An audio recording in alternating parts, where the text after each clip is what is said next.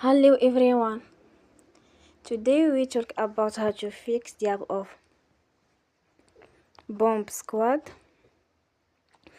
We will go to settings. Then we click on apps. After that we will search the app Bomb Squad.